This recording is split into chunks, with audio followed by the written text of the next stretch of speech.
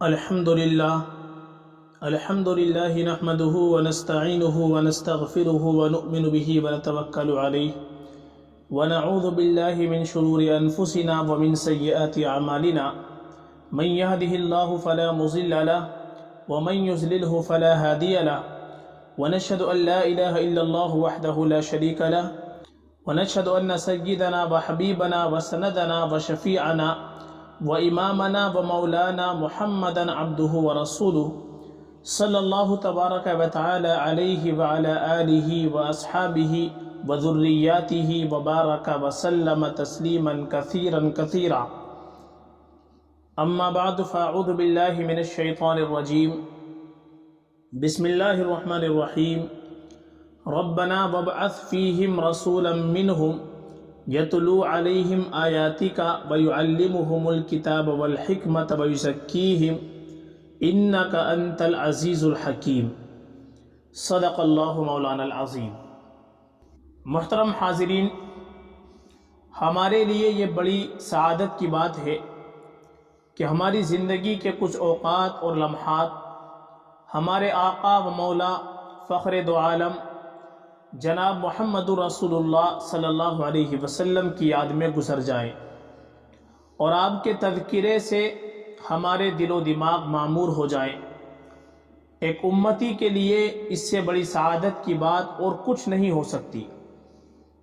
جب کسی انسان کو کسی سے محبت اور تعلق ہوتا ہے تو اس کا ذکر کثرت سے کرتا ہے، اور جہاں اس کا ذکر ہوتا ہے تو اس کی جانب کان بھی متوجہ ہوتے ہیں اور دل و دماغ بھی مائل ہوتے ہیں. ظاہر ہے کہ ایک مسلمان کے لیے جناب رسول اللہ صلی اللہ علیہ وسلم سے بڑھ کر کوئی اور محبوب نہیں ہے. اسی لیے خطبات سیرت کا یہ سلسلہ شروع کیا گیا تاکہ ہمارے سامنے پیغمبر علیہ السلام کے متعلق معلومات تازہ ہو جائیں اور ترتیب کے ساتھ آپ کے حالات، اخلاق فاضلہ اور تعلیمات مبارکہ ہمارے سامنے سے گزر جائیں. اللہ تعالیٰ نے انبیاء علیہ السلام کو اس لیے مبعوث فرمایا تاکہ دنیا والے ان کو اپنے لیے نمونہ اور آئیڈل بنائیں. تمام انبیاء علیہ السلام اسی لیے دنیا میں بھیجے گئے کہ بندوں کا اللہ تبارک و تعالیٰ سے رابطہ مستحکم اور مضبوط کریں. ہمارے اور حضرات انبیاء علیہ السلام میں فرق یہی ہے کہ ہمارا براہ راست تعلق اللہ تعالیٰ سے وحی کے ذریعے نہیں ہے، مگر حضرات انبیاء علیہ السلام کا رابطہ بذریعہ وحی اللہ تعالیٰ سے قائم رہتا ہے. اسی بنا پر انبیاء علیہ السلام دنیا میں علم حاصل کرنے کے لیے کسی کی شاگردی اختیار نہیں کرتے، بلکہ ان کا استاد اور معلم براہ راست اللہ تبارک و تعالی ہوتا ہے. انبیاء علیہ السلام کو جو کمالات عطا ہوتے ہیں وہ بلا واسطہ اللہ تبارک و تعالی کی جانب سے عطا ہوتے ہیں. اس کے برخلاف انسان کو جو کمالات ملتے ہیں ان میں بظاہر اس کی محنت کا دخل ہوتا ہے. آدمی علم سیکھے گا، کتاب پڑھے گا، استاد کے پاس جائے گا، فنکار کے پاس جائے گا، محنت کرے گا تو سیکھ جائے گا. لیکن اللہ تبارک و تعالی نے انبیاء علیہ السلام کو جو بھی سکھلایا وہ براہ راست سکھلایا، اور یہی سچے انبیاء کی علامت ہے کہ ان کا دنیا میں کوئی بھی استاد نہیں ہوتا. آپ انبیاء علیہ السلام کی پوری تاریخ اٹھا کر دیکھ لیجئے، کوئی دور دور تک ان کو پڑھانے والا نظر نہیں آئے گا. انبیاء علیہ السلام کو تمام معلومات اور تمام رہنمائیاں براہ راست اللہ تعالیٰ کی جانب سے ملتی ہیں، اور اس کی مختلف شکلیں ہوتی ہیں. کبھی دل پر وحی کا القاء ہوتا ہے، کبھی فرشتے کو بھیجا جاتا ہے، کبھی کسی اور ذریعے سے خواب وغیرہ کی صورت میں بات بتلائی جاتی ہے. اس لیے انبیاء علیہ السلام دنیا والوں کے لیے نمونہ اور آئیڈل ہیں کہ زندگی ایسے گزارو. چنانچہ قرآن کریم میں اللہ تبارک و تعالیٰ نے فرمایا لَقَدْ كَانَ لَكُمْ فِي رَسُولِ اللَّهِ أُسْوَةٌ حَسَنَةٌ، تمہارے لیے اللہ کے رسول میں بہترین نمونہ موجود ہے. اب معاملہ آتا ہے کہ فرشتے کو نبی کیوں نہیں بنایا گیا؟ دنیا میں کسی فرشتے کو نبی بنا کر نہیں بھیجا گیا، کیونکہ وہ ہمارے لیے نمونہ نہیں بن سکتا، اس لیے کہ وہ تو 24 گھنٹے مہینوں اور سالوں عبادت میں مشغول رہے گا، اور وہ تھکے گا بھی نہیں، اور نہ اسے بھوک لگے گی نہ پیاس لگے گی۔ آدمی اس کی برابری کیسے کر سکتا ہے؟ اور پھر فرشتے میں اللہ تعالیٰ نے نافرمانی کا مادہ ہی نہیں رکھا، اس کو تو اطاعت ہی اطاعت کرنی ہے، اور انسان میں اچھائی اور برائی دونوں کے مادے ہیں۔ اس کے باوجود وہ اگر برائی سے بچے گا اور اچھائی کرے گا تو ثواب ملے گا۔ یہی امتحان کا مطلب ہے۔ تو اسی غرض سے اللہ تعالیٰ نے انسانوں ہی میں سے انبیاء علیہ السلام کو نمونہ بنا کر بھیجا۔ اور پہلے یہ ہوتا تھا کہ انبیاء علیہ السلام خاص قوموں کی طرف تشریف لاتے تھے، بیک وقت کئی نبی ہوتے تھے، ایک فلاں قوم کی طرف، دوسرا فلاں علاقے والوں کے لیے وہ چلا جاتا، جب قوم میں بگاڑ ہونے لگتا تو دوسرا آ جاتا۔ لیکن ہمارے آقا و مولا محسن انسانیت فخر دو عالم حضرت محمد رسول اللہ صلی اللہ علیہ وسلم کو اللہ تعالیٰ نے قیامت تک کے لیے نبی بنا کر مبعوث فرمایا۔ مشرق و مغرب کے لیے آپ کو نبی بنایا، جنات اور انسان کے لیے آپ کو نبی بنایا، تمام عالم کے لیے آپ ہی کو نبوت عطا فرمائی، کیونکہ اب کوئی نیا نبی دنیا میں آنے والا نہیں ہے۔ آپ پر دین کو مکمل کر دیا، شریعت کو کامل فرما دیا۔ اب آپ کے دین کے علاوہ کوئی چیز ذریعہ نجات نہیں ہے، اور انسان کو عزت نہیں مل سکتی جب تک کہ وہ پیغمبر علیہ السلام کے طریقے پر نہ چلے۔ نہ دنیا میں کامیابی ملے گی نہ آخرت میں کامیابی ملے گی۔ یہی دین محمدی زندگی کا سب سے بڑا سرمایہ ہے۔ اس لیے ہر مسلمان کی یہ ذمہ داری ہے کہ وہ پیغمبر علیہ السلام کی سیرت سے اپنے آپ کو جوڑ کر رکھے۔ جتنا سیرت سے قریب ہوتا جائے گا اتنا ہی پیغمبر علیہ السلام سے قریب ہو جائے گا۔ اللہ تعالیٰ کا تقرب حاصل کرنے کے لیے جناب محمد رسول اللہ صلی اللہ علیہ وسلم کی اتباع لازم اور ضروری ہے۔ قرآن کریم میں اللہ تبارک و تعالیٰ نے ارشاد فرمایا، قُلْ إِن كُنتُمْ تُحِبُّونَ اللَّهَ فَاتَّبِعُونِي يُحْبِبْكُمُ اللَّهُ وَيَغْفِرْ لَكُمْ ذُنُوبَكُمْ وَاللَّهُ غَفُورٌ رَحِيمٌ۔ اے پیغمبر، آپ اعلان کر دیجئے کہ اگر تمہیں اللہ سے محبت کا دعویٰ ہے تو میری پیروی کرو، تو اللہ تعالیٰ تمہیں اپنا محبوب بنا لیں گے اور تمہارے گناہوں کو بخش دیں گے۔ اللہ تعالیٰ بہت مغفرت فرمانے والے اور نہایت مہربان ہے۔ یعنی جو شخص پیغمبر کی اطاعت کرے گا تو وہ اللہ تعالیٰ کی اطاعت کرنے والا بن جائے گا۔ ارشاد خداوندی ہے، من یطع الرسول فقد اطاع اللہ، جس نے رسول کا کہا مانا پس اس نے اللہ کے حکم کی تعمیل کی۔ اس لیے ہر مسلمان، مرد ہو یا عورت، چھوٹا ہو یا بڑا، جوان ہو یا بوڑھا، امیر ہو یا غریب، کہیں کا رہنے والا ہو، کوئی بھی زبان بولنے والا ہو، کسی بھی نسل اور خاندان سے اس کا تعلق ہو، اس کو بہرحال پیغمبر علیہ السلام کی سیرت سے اپنے آپ کو وابستہ کرنا چاہیے۔ آج بڑے افسوس کا مقام ہے کہ دنیا جہاں کی باتیں ہم جانتے ہیں، گناہوں کی باتیں ایسی یاد ہیں کہ کبھی ذہن سے محو نہیں ہوتی، اور آج تو ٹیلی ویژن اور فلموں کا دور ہے۔ چھوٹے چھوٹے بچوں کو پوری سٹوریاں یاد ہیں۔ یاد نہیں ہے تو کیا پیغمبر علیہ السلام کے حالات نہیں یاد ہیں؟ نہ پڑھنے کی فکر ہے اور نہ جاننے کی، البتہ زبانی دعویٰ بہت ہے۔ پیغمبر علیہ السلام کی شان میں نعوذ باللہ کوئی خبیث النفس شخص شرارت کرے تو ہمارا خون کھول جاتا ہے۔ ضرور کھولنا چاہیے، اور جتنا بھی اس پر غصہ آئے کم ہے، لیکن یہ بھی تو دیکھیے کہ پیغمبر علیہ السلام کے ساتھ ہم نے خود کیسا تعلق قائم کر رکھا ہے۔ یہ زبانی جمع خرچ تو نہیں، کہیں ایسا تو نہیں کہ یہ تعلق حلق سے نیچے نہ اترتا ہو، صرف زبان تک محدود ہو۔ ہماری زندگی سنتوں سے کتنی معمور ہے، ہمیں اس کا جائزہ لینے کی ضرورت ہے۔ ہمارے بچوں کے اندر پیغمبر علیہ السلام کی باتوں کا تذکرہ کتنا ہوتا ہے، اس کا ہمیں جائزہ لینا ہے۔ ہمارے گھروں کے اندر پیغمبر علیہ السلام کی سنتیں کتنی زندہ ہیں، اس کی ہمیں فکر کرنی چاہیے۔ اس کے بغیر کام نہیں چل سکتا۔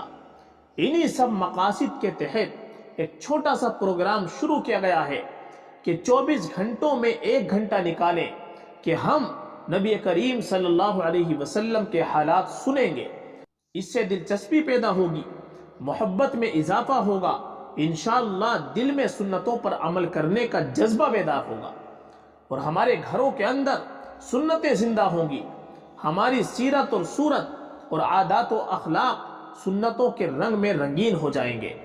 دعا کیجئے کہ اللہ تعالیٰ ان مجالس کو اپنے فضل و کرم سے ہمارے لیے نجات، ہدایت اور اصلاح کا ذریعہ بنائے، آمین۔ بات اصل میں یہ ہے کہ آپ کی سیرت کے اتنے گوشے ہیں کہ اگر ان کو بیان کیا جائے تو اس کے لیے گھنٹہ 2 گھنٹہ، 10 دن، 20 دن اور مہینے بھی ناکافی ہیں۔ سیرت کے گوشے اتنے ہیں کہ ایک ایک گوشے پر لوگوں نے کتابیں لکھ ڈالی۔ 10 جلدوں میں کتابیں پیغمبر علیہ السلام کے حالات پر آ گئی، اور کتنے ہی شاعروں نے اشعار کے انبار لگا دیے۔ لکھنے والوں نے مضامین کے مضامین لکھ ڈالے، لیکن سب یہ کہنے پر مجبور ہیں کہ ہم سے حق ادا نہ ہو سکا، ہم سے احاطہ نہیں ہوا۔ ہم نے سب چیزوں کو جمع کرنے کی کوشش کی لیکن جمع نہیں ہو پائی۔ شاعر نے سچ کہا ہے، لا يمكن الثناء كما كان حق، بعد از خدا بزرگ توئی قصہ مختصر۔ آپ کی شان والا شان کے مطابق آپ کی تعریف ناممکن ہے۔ قصہ مختصر یہ ہے کہ اللہ تعالیٰ کے بعد اگر کسی کا مرتبہ ہے تو وہ آپ ہی کی ذات عالی ہے، لیکن اس کا مطلب یہ نہیں ہے کہ ہم سے جو ذکر ہو سکتا ہو وہ بھی نہ کریں، بلکہ ہمیں اپنی کوتاہی کے اعتراف کے باوجود اپنے جذبات کا اظہار ضرور کرنا چاہیے۔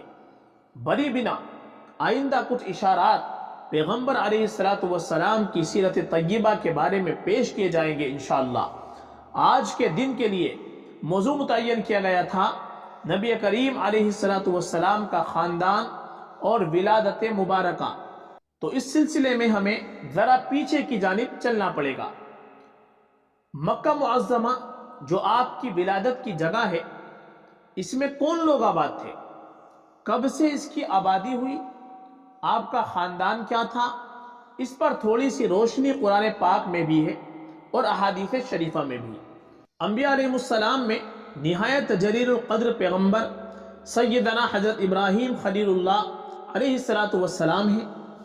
اللہ تعالیٰ نے ان کو اپنا خلیل بنایا اور ان کو ایک خاص امتیاز عطا فرمایا کہ ان کے بعد جتنے بھی پیغمبر علیہ السلام دنیا میں مبعوث ہوئے وہ سب کے سب ان کی نسل سے ہوئے، کوئی ان کی نسل سے باہر کا نہیں۔ آپ کے 2 صاحبزادے ہوئے، بڑے صاحبزادے حضرت اسماعیل علیہ السلام ہیں، ان کی والدہ کا نام ہاجر یا ہاجرہ ہے۔ قصہ یہ پیش آیا تھا کہ حضرت ابراہیم خلیل اللہ علیہ السلام کی اہلیہ حضرت سارہ رضی اللہ تعالیٰ عنہا نہایت حسین و جمیل، پاک باز اور عفت مآب خاتون تھی۔ حضرت ابراہیم علیہ السلام ان کے ساتھ سفر فرما رہے تھے۔ راستے میں ایک بدمعاش اور خبیث بادشاہ رہتا تھا۔ اس نے چنگیوں پر اپنے کارندے مقرر کر رکھے تھے کہ جو بھی حسین و جمیل عورت یہاں سے گزرے اسے گرفتار کر کے اس کے پاس لے کر آؤ۔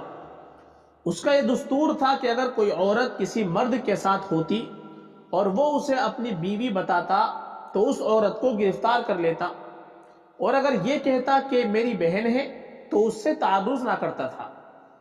سیدنا حضرت ابراہیم علیہ السلام کو جب پتہ چلا کہ یہ صورتحال ہے تو انہوں نے اپنی اہلیہ محترمہ سے فرمایا کہ جب یہ کارندے معلوم کرے کہ تم کون ہو تو تم کہنا کہ میں ان کی بہن ہوں، اور اگر مجھ سے معلوم کیا تو میں بھی کہہ دوں گا کہ یہ میری بہن ہے، یعنی دینی بہن، کیونکہ میرے اور تمہارے علاوہ یہاں کوئی مسلمان نہیں ہے۔ لیکن بہن بتانے کے باوجود اس ظالم بادشاہ کے کارندوں نے حضرت سارہ رضی اللہ تعالیٰ عنہ کو گرفتار کر کے بادشاہ کے پاس تنہائی میں پیش کر دیا۔ وہاں پہنچ کر جب اس خبیث نے برائی کا ارادہ کیا تو حضرت سارہ رضی اللہ عنہ وضو فرما کر نماز کے لیے کھڑی ہو گئی اور دعا فرمائی کہ اے اللہ، میں آپ پر اور آپ کے رسول پر ایمان لائی ہوں اور میں نے عفت اور پاک دامنی کی زندگی گزاری ہے، لہذا اس کافر کو مجھ پر مسلط مت فرمائیے۔ چنانچہ ان کی دعا فوری طور پر قبول ہوئی اور اس خبیث کا بے اختیار دم گھٹنے لگا اور وہ بے چینی میں پاؤں زمین پر پٹکنے لگا۔ تو حضرت سارہ رضی اللہ عنہا نے دعا کی کہ اگر یہ بدبخت مر گیا تو میرے سر بات آئے گی، اس لیے اسے چھوڑ دیا جائے۔ چنانچہ اس کی حالت درست ہو گئی، مگر پھر اس پر خباثت طاری ہوئی تو دوبارہ اس نے برائی کا ارادہ کیا، پھر وہی کیفیت ہو گئی اور وہ اپنے مقصد میں کامیاب نہ ہو سکا۔ جب کئی مرتبہ ایسا ہی ہوا تو اس نے کارندوں کو بلایا اور کہا کہ معلوم ہوتا ہے کہ تم یہ کوئی جناتنی لے آئے ہو، اس کو فوراً یہاں سے لے جاؤ، اور بڑے اعزاز اور اکرام کے ساتھ واپس بھیجا اور حضرت حاجرہ کو تحفے میں خادمہ کے طور پر ساتھ کر دیا۔ تو حضرت حاجرہ رضی اللہ عنہا دراصل حضرت سارہ رضی اللہ تعالیٰ عنہ کو اس بادشاہ کی طرف سے عطیے میں ملی تھی۔ پھر حضرت ابراہیم علیہ السلام وہاں سے واپس اپنے ملک شام تشریف لے آئے، وہاں قیام فرمایا، لیکن اولاد ابھی تک کوئی نہیں تھی۔ تو حضرت سارہ رضی اللہ عنہ نے حضرت حاجرہ رضی اللہ عنہ کو حضرت ابراہیم علیہ السلام کو ہبہ کر دیا۔ جب ان کی ملکیت میں آ گئی یا بذریعہ نکاح آپ کے لیے حلال ہو گئی تو اللہ تعالیٰ نے کافی عمر کے بعد ان سے پہلی اولاد اسماعیل علیہ السلام کی شکل میں عطا فرمائی۔ اس کے 13 یا 15 سال کے بعد بڑھاپے میں حضرت سارہ رضی اللہ عنہ کے یہاں حضرت اسحاق علیہ السلام پیدا ہوئے۔ دونوں کی عمر بڑھاپے کی تھی، لیکن اللہ تبارک و تعالیٰ نے دکھلایا کہ ہم جوانی میں تو دیتے ہی ہیں مگر بڑھاپے میں بھی دینے پر قادر ہیں۔ جب حضرت اسماعیل علیہ السلام پیدا ہوئے تو ابھی آپ دودھ پیتے بچے ہی تھے کہ اللہ تعالیٰ کی طرف سے حکم ہوا کہ ان کو اور ان کی والدہ محترمہ کو میرے گھر کے قریب ایسی جگہ جہاں کوئی کھیتی نہیں ہے، کوئی پانی نہیں ہے، وہاں چھوڑ کر آؤ۔ ملک شام سے مکہ معظمہ جہاں اس وقت آباد ہے تقریباً 1 مہینے کی مسافت تھی، اور بالکل جنگل، لق دق بیاباں، یہاں کچھ بھی نہ تھا، سوکھے پہاڑ ہی پہاڑ چاروں جانب نظر آتے تھے، پانی کا بھی نام و نشانہ تھا۔ لیکن حضرت ابراہیم علیہ السلام واقعی خلیل اللہ تھے۔ دراصل اس کام کے لیے بڑا دل گردہ چاہیے۔ ذرا سوچئے کہ اتنی عمر کے بعد تو بیٹا ملا، پھر اہلیہ محترمہ اور بیٹے کو جنگل میں چھوڑنے کا حکم ہو رہا ہے۔ لیکن خلیل اللہ کا مطلب ہی یہ ہے کہ اللہ کے حکم کے سامنے سر تسلیم خم ہے، جو حکم ہو تعمیر کی جائے گی۔ چنانچہ حضرت ابراہیم علیہ السلام ان دونوں کو لے کر یہاں آئے، کچھ توشہ اور پانی ساتھ تھا، اور دونوں کو وہاں بٹھا کر جہاں زمزم کا کنواں ہے واپس جانے لگے۔ حضرت حاجرہ رضی اللہ عنہا نے فرمایا کہ ہمیں یہاں جنگل میں چھوڑ کر کہاں جا رہے ہو؟ کوئی جواب نہیں۔ پھر فرمایا کیا بات ہے، کیوں چھوڑ کر جا رہے ہو؟ کیا اللہ تعالیٰ نے یہی حکم دیا ہے؟ آپ نے فرمایا ہاں، اللہ کا حکم یہی ہے۔ تو حضرت حاجرہ رضی اللہ عنہا نے فرمایا کہ پھر تو کوئی بات نہیں، اللہ ہر جگہ کارساز ہے، ہمیں ضائع نہیں فرمائیں گے۔ حضرت ابراہیم علیہ السلام نے حکم کی تعمیل کر دی، لیکن جب وہاں سے کچھ دور ہٹے تو اللہ تعالیٰ سے دعا فرمائی اور فرمایا کہ میں اپنے بچوں کو یہاں چھوڑ کر جا رہا ہوں، لیکن ان کی روزی روٹی کا انتظام آپ کے ذمہ ہے، اور ان کی ہدایت کا بھی آپ انتظام فرمائیے، اور میری نسلوں کی ہدایت کا بھی آپ انتظام فرمائیے۔ اس کا ذکر قرآن کریم میں سورہ ابراہیم میں ہے۔ حضرت ابراہیم علیہ السلام تو ان کو چھوڑ کر چلے آئے۔ حضرت حاجرہ رضی اللہ عنہ کے پاس جو توشہ وغیرہ تھا وہ سب ختم ہو گیا۔ بچے کو بھوک لگے، وہ روئے، لیکن جب حضرت حاجرہ علیہ السلام کے لیے ہی کچھ نہیں تو بچے کو کہاں سے دے؟ آپ بہت پریشان تھی۔ سامنے 2 پہاڑیاں تھیں، صفا اور مروہ۔ کبھی اس پہاڑی پر چل کر جائے، پانی دور دور تک نظر نہ آئے، پھر بچہ روئے، پھر لوٹ کر آئے، اس پہاڑی پر جائیں۔ اسی طرح آپ نے 7 مرتبہ چکر لگائے۔ اللہ تعالیٰ کو ان کے یہ چکر ایسے پسند آئے کہ حج اور عمرہ کے ارکان اور مناسک میں صفا مروہ کی سعی کو شامل کر دیا۔ 7ویں مرتبہ کے بعد حضرت جبرائیل علیہ السلام تشریف لائے اور جہاں بچہ لیٹا ہوا تھا اس کی ایڑیوں کے پاس بحکم خدا بندی زمزم کا چشمہ جاری فرما دیا۔ حضرت حاجرہ رضی اللہ عنہا نے یہ دیکھ کر فوراً وہاں منڈیر بنائی اور چلو میں لے کر پانی مشکیزے میں بھرنا شروع کر دیا۔ نبی اکرم صلی اللہ علیہ وسلم نے فرمایا کہ اگر حضرت حاجرہ زمزم کو اپنے حال پر چھوڑ دیتی تو یہ ایک عظیم جاری چشمہ بن جاتا، اور یہ زمزم کا پانی بھی ایسا کہ جس کے اندر مائیت بھی ہے اور غذائیت بھی ہے۔ دنیا کا کوئی پانی ایسا نہیں ہے کہ جس میں یہ شان پائی جائے کہ جس سے بھوک بھی مٹتی ہے، اور مائیت اور پانی کی بدن کو جو ضرورت ہے وہ بھی پوری ہوتی ہے۔ نبی اکرم صلی اللہ علیہ وسلم کا ارشاد ہے کہ روئے زمین پر سب سے بہترین پانی آب زمزم ہے، یہ کھانے کے لیے خوراک بھی ہے اور بیماری سے شفا بھی ہے۔ ملک یمن کا ایک خانہ بدوشوں کا قبیلہ تھا جس کو بنو جرہم کہا جاتا ہے۔ وہ لوگ وہاں سے گزر رہے تھے، اچانک دیکھا کہ کچھ پرندے اڑ رہے ہیں، اور عموماً پرندے پانی کے قریب اڑتے ہیں۔ ان کو اندازہ ہوا کہ یہاں کہیں پانی ضرور ہے۔ کچھ لوگوں کو بھیجا کہ دیکھ کر آئے کہ پانی کہاں ہے۔ دیکھا کہ یہاں ایک خاتون بیٹھی ہوئی ہے، ان سے اجازت لی کہ ہم لوگ یہاں آنا چاہتے ہیں، آپ کی اجازت ہے؟ فرمایا کہ اجازت تو ہے، لیکن پانی پر تمہارا کچھ حق نہیں رہے گا، پانی ہمارا ہے۔ چنانچہ وہ قافلے والے وہیں آ کر بس گئے۔ حضرت اسماعیل علیہ السلام بڑے ہو کر جوانی میں داخل ہو گئے تو انہی میں سے ایک عورت سے آپ نے شادی کر لی، گویا وہاں پر ایک چھوٹی سی آبادی بس گئی۔ 10 سال گزرنے کے بعد حضرت ابراہیم علیہ السلام ملک شام سے بچوں کی خبر گیری کرنے کے لیے تشریف لائے۔ حضرت اسماعیل علیہ السلام کے دولت خانے پر تشریف لائے، لیکن حضرت اسماعیل علیہ السلام شکار وغیرہ کی غرض سے جنگل گئے ہوئے تھے۔ اہلیہ سے معلوم کیا کہاں ہیں، انہوں نے فرمایا کہ وہ باہر گئے ہوئے ہیں۔ آپ نے پوچھا کیا حال چال ہے، زندگی کیسی گزر رہی ہے؟ اہلیہ نے جواب دیا کہ بڑی تنگی میں گزر بسر ہوتی ہے۔ تو آپ نے فرمایا کہ جب وہ آئے تو میرا سلام کہنا، اور ان سے یہ بھی کہنا کہ اپنی چوکھٹ بدل دے۔ چنانچہ جب حضرت اسماعیل علیہ السلام واپس آئے تو گھر میں معلوم کیا کہ یہاں کوئی آیا تھا۔ اہلیہ نے کہا ہاں، اس صفت کے ایک بڑے میاں آئے تھے۔ آپ نے فرمایا کہ کچھ کہہ گئے ہیں؟ اہلیہ نے کہا کہ سلام کہہ کر گئے ہیں، اور یہ بھی کہا ہے کہ اپنی چوکھٹ بدل دے۔ حضرت اسماعیل علیہ السلام نے فرمایا کہ معلوم ہے وہ کون تھے؟ وہ ہمارے والد محترم تھے، اور یہ کہہ گئے ہیں کہ میں تمہیں طلاق دے دوں۔ چوکھٹ بدلنے کا مطلب یہی ہے، چنانچہ ان کو طلاق دے دی۔ پھر آپ نے قبیلہ بنو جرہم کے سردار مزاز بن عمرو جرہمی کی صاحبزادی سیدہ سے شادی کی۔ اس کے بعد پھر حضرت ابراہیم علیہ السلام اسی طرح تشریف لائے۔ اتفاق سے اس وقت بھی حضرت اسماعیل علیہ السلام گھر میں نہیں تھے۔ پوچھا کہ کہاں گئے ہیں؟ اہلیہ محترمہ نے کہا کہ روزی روٹی کی تلاش میں گئے ہیں۔ اہلیہ محترمہ نے ان کا بڑا اعزاز و اکرام فرمایا۔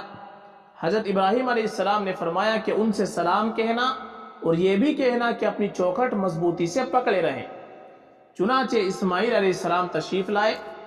آپ نے آثار دیکھ کر معلوم کیا کہ کوئی آیا تھا۔ اہلیہ نے کہا کہ ہاں، ایک بوڑھے میاں آئے تھے۔ حضرت اسماعیل علیہ السلام نے کہا کہ وہ ہمارے والد محترم تھے، اور ان کی بات کا مطلب یہ ہے کہ اب ہم اور تم ساتھ رہیں گے۔ اس طرح سے گویا کہ وہاں پر نسل چل پڑی۔ ذبیح اللہ کا لقب کیوں پڑا، اس واقعے کے بارے میں آپ سب جانتے ہیں، اور بقرعید کے موقع پر باقاعدہ ہر مساجد کے اندر امام صاحب سے آپ یہ واقعہ سنتے رہتے ہیں۔ ہم آگے بتلاتے ہیں بیت اللہ کی تعمیر کا معاملہ۔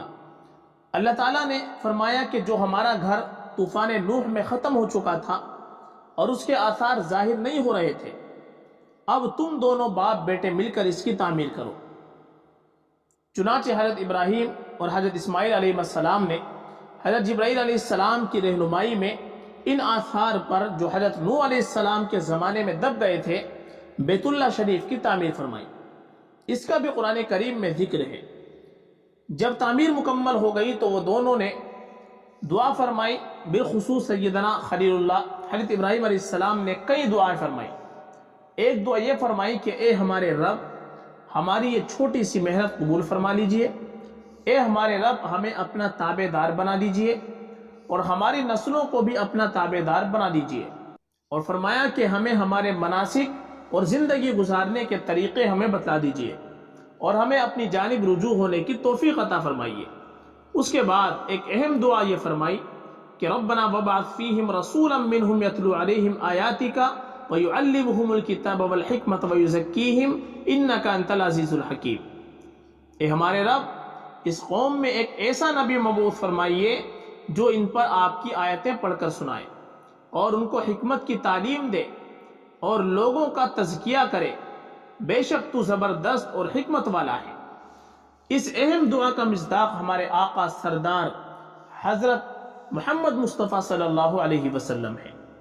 چنانچہ جب حضرت صلی اللہ علیہ وسلم سے لوگ پوچھتے کہ حضرت آپ اپنے بارے میں بیان فرمائیے، تو آپ فرماتے کہ میں اپنے باپ حضرت ابراہیم علیہ السلام کی دعاؤں کے ثمرات میں سے ہوں۔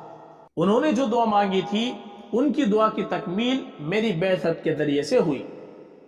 خلاصہ یہ کہ آپ صلی اللہ علیہ وسلم کا خاندان حضرت اسماعیل علیہ السلام سے چلا، اس درمیان کسی اور نبی کا ثبوت نہیں ملتا، صرف جناب رسول اللہ صلی اللہ علیہ وسلم کو اللہ تعالیٰ نے اس خاندان میں نبوت سے سرفراز فرمایا۔ جبکہ حضرت ابراہیم علیہ السلام کی دوسری نسل حضرت اسحاق علیہ السلام کے ذریعے پھیلی، ان سے حضرت یعقوب علیہ السلام پیدا ہوئے، پھر حضرت یعقوب علیہ السلام سے حضرت یوسف علیہ السلام پیدا ہوئے، اور ان کے 11 بھائی اور تھے۔ بنی اسرائیل میں سینکڑوں انبیاء علیہ السلام اسی نسل سے تشریف لائے۔ اللہ تعالیٰ کا یہ دستور رہا کہ تمام انبیاء علیہ السلام جو دنیا میں تشریف لائے ان سب کو اعلیٰ حسب نسب بھی عطا کیا تاکہ کوئی ذلت اور حقارت کی نظر سے ان کو نہ دیکھ سکے، ساتھ میں ان کو جسمانی اعتبار سے بھی قوت عطا فرمائی، حسن و جمال بھی عطا فرمایا اور اخلاق فاضلہ بھی عطا فرمائے۔ اسی لیے قرآن کریم میں ایک آیت ہے جس کو ہم لوگ تو پڑھتے ہیں، لَقَدْ جَاءَكُمْ رَسُولٌ مِّنْ أَنفُسِكُمْ، تمہارے پاس رسول آیا ہے جو تمہارے ہی میں سے ہے۔ لیکن اس آیت کی ایک قرات اس طرح بھی ہے، لَقَدْ جَاءَكُمْ رَسُولٌ مِّنْ أَنفُسِكُمْ، تمہارے پاس رسول آیا ہے جو تمہارے اندر سب سے زیادہ بہترین خاندان میں سے ہے، اور یہ بہترین خاندان وہی ہے جو اوپر جا کر سیدنا حضرت ابراہیم علیہ السلام سے مل جاتا ہے۔ حضرت ابراہیم علیہ السلام کے صاحبزادے حضرت اسماعیل علیہ السلام، پھر ان کے 12 صاحبزادے ہوئے جن میں سے نابت اور قیظر نام کے صاحبزادوں سے تمام عرب کی نسل چلی ہے، اور یہ ننہالی خاندان قبیلہ بنو جرہم سے جو یمن کا ایک قبیلہ تھا جا کر مل جاتا ہے، اور نبی اکرم صلی اللہ علیہ وسلم کے جو ددیالی سلسلے ہیں ان کے اندر عدنان تک تو آپ کا نسب بالکل ثابت ہے۔ اس کی تفصیل یہ ہے کہ آپ کے والد محترم کا نام ہے عبداللہ، اور دادا کا نام ہے عبد المطلب، اور پردادا کا نام ہے ہاشم، اور ان کے والد کا نام ہے عبد مناف، اور ان کے والد ہیں قصی، اور ان کے والد کا نام ہے کلاب۔ کلاب پر جا کر آپ کا ددیالی سلسلہ اور والدہ محترمہ حضرت آمنہ کا سلسلہ اوپر جا کر مل جاتا ہے۔ گویا والد اور والدہ دونوں کا خاندان یہی ہے۔ والدہ کے خاندان میں آپ کے نانا کا نام ہے وہب، اور پرنانا کا نام ہے عبد مناف، اور ان کے والد کا نام ہے زہرا، اور ان کے والد ہیں کلاب۔ پھر کلاب سے لے کر عدنان تک 10-12 آبا، اور عدنان سے لے کر حضرت اسماعیل علیہ السلام تک آپ کے 40 آبا ہیں، لیکن ان کی تفصیل محقق طور پر نہیں ملتی۔ گویا یہ سمجھیے کہ 60 یا 65 پیڑھیاں آپ کے اور حضرت ابراہیم علیہ السلام کے درمیان گزر گئی ہیں۔ آپ کا خاندان قریش تھا۔ آپ کے نسب کے سلسلے میں جو کہا جاتا ہے کہ آپ قریشی خاندان سے تھے، تو یہ قریش کیا چیز ہے؟ دراصل آپ کے آباء و اجداد میں ایک نام فہر بن مالک کا نام ملتا ہے۔ قریش کے بہت سے معنی بیان کیے گئے۔ ایک معنی یہ ہے کہ سمندر کا ایک جانور ہوتا ہے جو دوسروں پر غالب آ جاتا ہے، اور اس سے سمندر کے تمام جانور ڈرتے ہیں۔ فہر بن مالک نے اپنے زمانے کے اندر مکہ معظمہ میں ایک ایسی مضبوط حکومت قائم کی تھی کہ تمام قبائل اس کے ماتحت ہو گئے، اس وجہ سے ان کا لقب قریش پڑ گیا۔ چنانچہ ان کے بعد جتنے بھی خاندان کے لوگ آتے رہے وہ اپنے کو قریشی لکھتے رہے، اس بنا پر آپ کے خاندان کو قریشی یا قرشی کہا جاتا ہے، اور عرب کا نہایت معزز خاندان تھا، کل بھی اور آج بھی یہ پیغمبر علیہ السلام کا خاندان ہے۔ اور ان میں آپ کے جو پردادا ہیں جن کا نام ہاشم، یہ نہایت شریف النفس اور اعلیٰ کردار کے مالک اور نہایت حسین و جمیل تھے، اور ان کی پیشانی سے نور نبوت چمکتا تھا، کیونکہ اللہ تبارک و تعالیٰ نے ان کے سلسلے میں نبی کی پیدائش مقدر فرما رکھی تھی۔ ان کا نام ہاشم پڑا، اور ہاشم کے معنی آتے ہیں شوربے میں روٹی چور کر فرید بنانا۔ ان کا معمول یہ تھا کہ جب لوگ حج کرنے کے لیے مکہ معظمہ آتے تو یہ بڑے بڑے برتنوں میں فرید بنا کر حاجیوں کو کھلاتے تھے، اور یہ بڑی عزت کی بات تھی، اس لیے ان کا نام ہاشم پڑ گیا۔ ہاشم تجارت کرنے کی غرض سے ملک شام جاتے تھے تو راستے میں مدینہ منورہ پڑتا تھا۔ ایک مرتبہ قافلے کا مدینہ منورہ میں پڑاؤ ہوا، وہاں ان کی ملاقات ایک نہایت پاک باز شریف خاتون سلمہ سے ہوئی، جو خاندان بنو نجار کی نہایت معزز خاتون تھی۔ انہوں نے ان کو نکاح کا پیغام دیا۔ خاندان والوں نے اس شرط پر قبول کیا کہ یہ آپ کے ساتھ نہیں جائیں گی بلکہ یہیں رہیں گی۔ چنانچہ ہاشم نے اس شرط کو منظور کر لیا اور نکاح ہو گیا۔ اس کے بعد وہ اگلے سفر پر چلے گئے۔ اتفاق سے ملک شام میں غزہ نامی مقام پر ان کی وفات ہو گئی۔ ادھر جو نکاح ہوا تھا اس سے استقرار حمل ہوا تو ان کے یہاں ایک بیٹا تولد ہوا جس کا نام شیبہ رکھا گیا۔ شیبہ عربی میں سفید بال کو کہتے ہیں کہ جب ان کی پیدائش ہوئی تو ان کے پیدائشی طور پر کچھ بال سفید تھے تو لوگوں نے نام ہی شیبہ رکھ دیا۔ یہ خبر مکہ معظمہ پہنچی۔ ہاشم کے خاندان میں ان کے بھائی مطلب تھے۔ جب شیبہ 8 سال کے ہو گئے تو خاندان والوں میں مشورہ ہوا کہ شیبہ تو ہمارا بچہ ہے، ہم کو اسے لے کر آنا چاہیے، تو مطلب کو بھیجا گیا جو ہاشم کے بھائی تھے۔ چنانچہ وہ مدینہ منورہ آئے اور اس 8 سالہ بچے کو اونٹ پر بٹھا کر مکہ معظمہ چلے گئے۔ جب مکہ پہنچے تو لوگوں نے دیکھا کہ مطلب کے ساتھ ایک بچہ بیٹھا ہوا آ رہا ہے۔ کیونکہ وہ حقیقت سے واقف نہیں تھے تو لوگوں نے ان کو عبد المطلب کا غلام کہنا شروع کر دیا۔ اس وجہ سے ان کا نام ہی عبد المطلب پڑ گیا۔ اکثر و بیشتر لوگ شیبہ کا نام ہی نہیں جانتے، تو آپ کے دادا کا اصل نام تھا شیبہ، لیکن اس وجہ سے عبد المطلب نام پڑ گیا۔ اور یہ عبد المطلب اخلاق فاضلہ، اصابت رائے اور قوت فیصلے کے مالک تھے۔ اللہ تعالیٰ نے ان کو نہایت وقار اور رعب و دبدبہ عطا فرمایا تھا۔ ان کے صاحبزادے ہیں عبداللہ جو پیغمبر علیہ السلام کے والد ماجد ہیں۔ پچھلی صدیوں میں زمزم کے کنویں پر بنو جرہم اور قریش کی لڑائی ہوئی تھی۔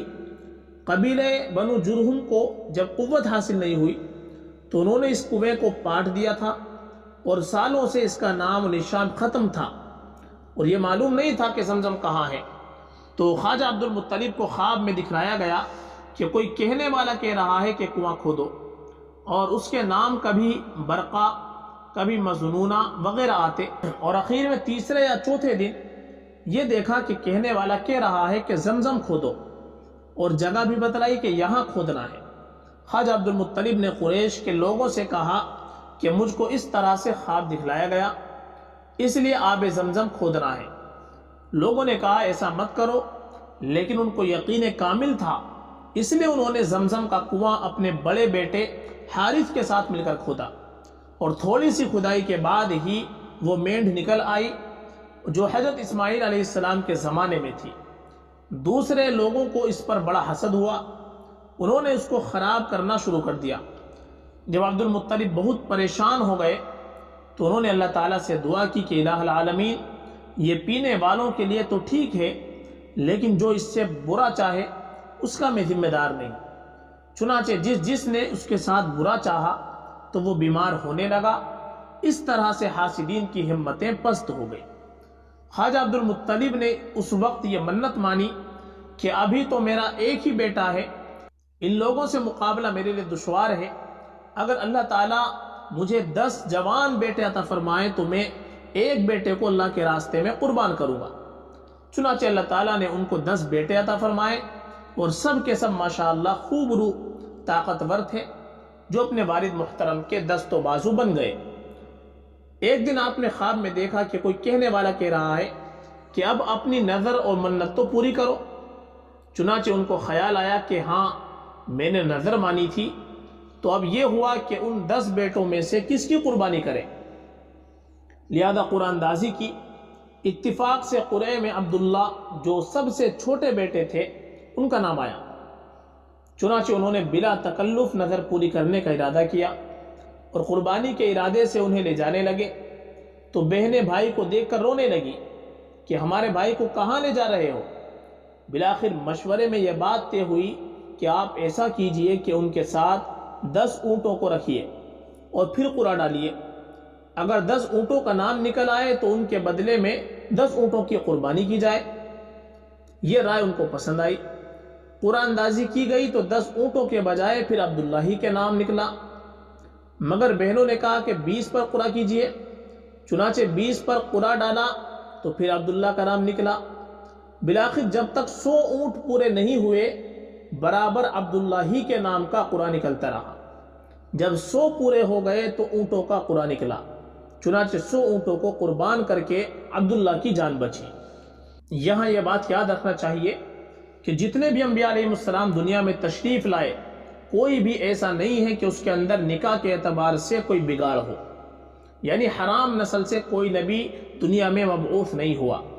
اور ہمارے آقا مولا فخر عالم جناب محمد رسول اللہ صلی اللہ علیہ وسلم جو سید الانبیاء اور سید الاولین والآخرین ہیں، آپ نے خود فرمایا کہ ولدت من نکاح لا من سفاح، میری ولادت اور پیدائش نکاح کے ذریعے سے ہوئی ہے، نہ کہ حرام کاری سے۔